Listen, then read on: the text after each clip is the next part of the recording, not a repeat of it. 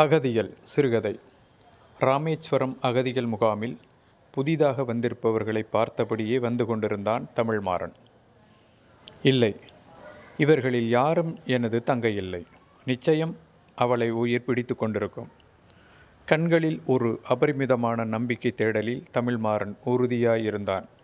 உறவுகள் யாரும் இல்லை என்று உறுதியானதும் இடிந்து போய் சரிந்தான். முகாம் அதிகாரி ஒருவர் நம்பிக்கை வார்த்தையில் சொல்லி அனுப்பினார். அப்போது தமிழ்மாறனின் தோளில் ஒரு கை விழுந்தது. திரும்பினான். முற்றிலும் புதிய முகம். நீங்களும்?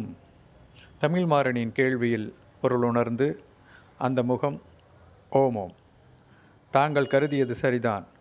ஆனால் உறவுகளை தேடி வந்துட்டவன் அல்ல, இழந்து வந்துட்டவன். நாம் ஓரமாக மரத்தடியில் அமர்ந்து கதைக்கலாமே. தரையில் அமர்ந்தார்கள். என் பெயர் தமிழ்மாறன். தங்கள் பெயரை அறியலாமோ? தமிழ்மாறன் கேட்டான். அன்றன் அன்பழகன் என்றன் பெயர். 1997 ஸ்ரீலங்காவிலிருந்து ராமேஸ்வரம் வந்தன்.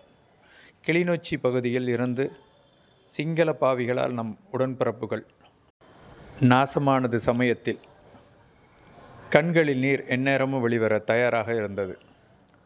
அப்பா அம்மா விவசாயம். கிளிநொச்சியை சிங்கள இராணுவம் கைப்பற்றிய போது லட்சக்கணக்கான கன்னி வெடிகளையும் மிதி வெடிகளையும் சிங்கள இராணுவம் விதைத்து விட்டது. விதைகள் விதைத்து அறுவடை செய்த காலங்கள் மறைந்து வெடிகளை விதைத்து விட்டிருந்தது சிங்கள இராணுவம். எத்தனையோ தமிழ் மனிதர்களின் எலும்புக்கூடுகள் வயல் வரப்புகளில் சாதாரணமாக மரக்கிளைகள் போல நடக்கும் கோரமான நிலைக்கு தள்ளப்பட்டு விட்டோம். புது முறிப்பு பகுதியில்தான் எங்களுக்கு 3 ஏக்கர் தோட்டம் இருந்தது. ரொம்ப அற்புதமான வாழ்வு. 2 அண்ணன்கள், கதிரேசன், பிரதாபன், ஒரு தங்கை, இனிய நல்லாள். நல்ல தமிழ் குடும்பம் போல இருக்கு. தமிழ்மாறனின் முகத்தில் புன்னகை. ஓமம், சிங்கள இராணுவம் கிளிநொச்சியை ஆக்கிரமித்த வரையில் நாங்கள் பெண்டு பிள்ளைகளோடு ரொம்ப சந்தோஷமாக மகிழ்ச்சியோடு இருந்தோம். அப்பா நகரில் பலசரக்கு கடை வைத்திருந்தார். தங்கை மத்திய கல்லூரியில் சயின்ஸ் படித்து கொண்டிருந்தாள். அண்ணன் ஒரு கடைக்கு உதவியாக இருந்தான். இன்னொரு அண்ணன் வேலை தேடி கொண்டிருந்தான். எங்களின் வாழ்க்கை புயலில் கரை சேர்ந்தவன் நான் ஒருவனே.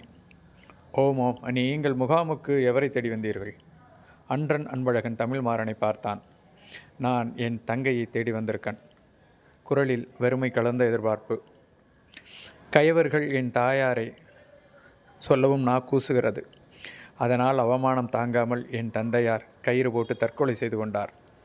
நான் வெளியிலிருந்து வந்து பார்த்தபோது என் தங்கை தட்டி மறைவில் நிர்வாணமாக கிடந்தாள். அவள் கற்பழிக்கப்பட்டது தெரிந்தது.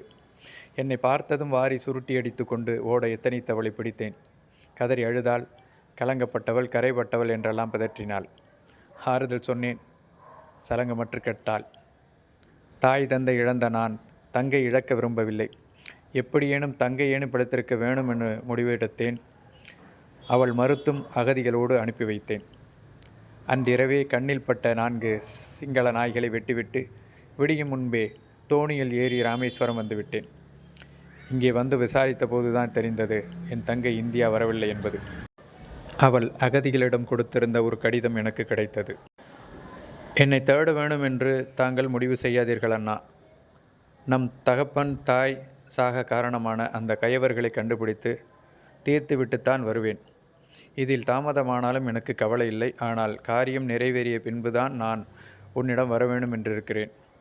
இதை சொல்லும் பொழுது தமிழ்மாறனுக்கு அழுதாலும் கண்ணீர் வறண்டு வர மறுத்தது. என்றாவது என் தங்கை அவர்களை தீர்த்துவிட்டு என்னிடம் வருவாள் என்ற நம்பிக்கை எனக்கு இருக்கிறது என்றபோது சிரிக்க முயன்று தோற்றான் அன்றன் அன்பழகன். நம்ம கதையே ஸ்ரீலங்காவில் எல்லா தமிழ் குடிகளுக்கும் ஏதாவது 1-2 குடும்பம்தான் தப்பி பிழைத்திருக்கிறது. இங்கு நான் உயிர் வாழ்ந்து என்ன சாதிக்கப் போகிறேன் என்று எனக்கு புரியவில்லை. ஸ்ரீலங்காவில் தமிழன் உயிர் வாழ முடியாமல் போராடி செத்து கொண்டிருக்கிறான். நான் மட்டும் உயிர் பயந்து அகதியோடு அகதியாய் உயிர் வாழ்ந்து கொண்டிருக்கிறேன். வெட்கமாகத்தான் இருக்கிறது, தமிழ்மாறன் சொன்னான். சாலையில் பேசியபடியே நடந்து அரச மரத்தடி தேநீர் விடுதிக்கு வந்தார்கள். இருவரும் சூடான தேநீர் அருந்தினார்கள். தமிழ்மாறன் தான் அதற்கு காசு கொடுத்தான். ஒன்று சொன்னால் கேட்பீர்களா? அன்றன் கேட்டான். சொல்லும், கேட்கிறேன். தமிழ்மாறன். 1981 அக்டோபர் மாதத்தில் காங்கேசன் துறை வீதியில் வைத்து தாக்குதல் நடத்தியதுதான் நாம் சிங்கள வெறியர்கள் மீது நடத்திய முதல் தாக்குதல். அடுத்தடுத்து நிறைய தாக்குதல். 1982 அப்புறம் சாவகச்சேரியில் போலீஸ் ஸ்டேஷனில் வெடிபொருள்களை தமிழ் வீரர்கள் கைப்பற்றியது. 87 தோழர்கள் 12 பேரை கோழைத்தனமாக சிங்கள படை கைது செய்தது.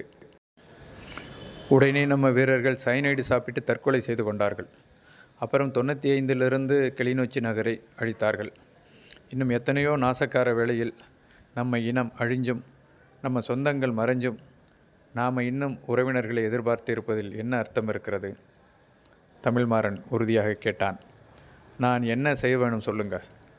நாளைக்கு இங்கிருந்து நாம் கிளம்புறோம். நம்ம தோழர்களுக்கு தோள் கொடுப்போம்.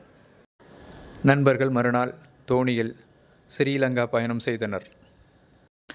எத்தனையோ தம்பி தங்கைகளை காப்பாற்ற முடியும் என்ற நம்பிக்கை அவர்களுக்குள் வேரூன்றியிருந்தது.